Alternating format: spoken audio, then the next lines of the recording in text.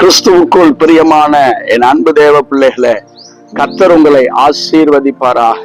இந்த ஆத்மீக யாத்திரை நிகழ்ச்சியின் வாயிலாய் உங்களை சந்திப்பதிலே மிகுந்த மகிழ்ச்சி அடைகிறேன்.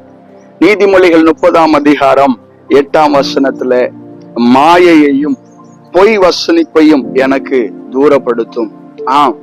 தேவ பிள்ளைகளாக இந்த பூமியில வாழ்கிற நம்முடைய வாழ்க்கையிலே மாயை என்ற ஒரு காரியமும் பொய் வசனிப்பையும் நாம் தூரப்படுத்துவது நம்முடைய வாழ்க்கைக்கு அலங்காரமாக காணப்படும்.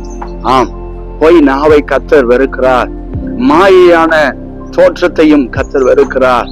வேதத்துல வெள்ளடிக்கப்பட்ட கல்லறை என்று சொல்லி வேதத்துல ஒரு வசனத்துல கர்த்தர் கடினமாக பேசுகிறதை நாம் பார்க்கிறோம்.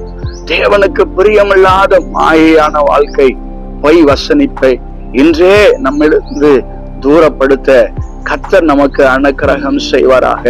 அது நம்முடைய வாழ்க்கைக்கு அலங்காரமாக காணப்படும், மேன்மையாக காணப்படும்.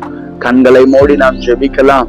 அன்பும் இரக்கம் நிறைந்த நல்ல தகப்பனே, மாயையையும் பொய் வசனிப்பையும் தூரப்படுத்த பிள்ளைகளுக்கு கிருபை தருவீராக.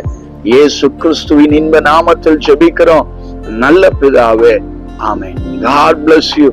கர்த்தர் உங்களை ஆசீர்வதிப்பாராக. ஆமென்.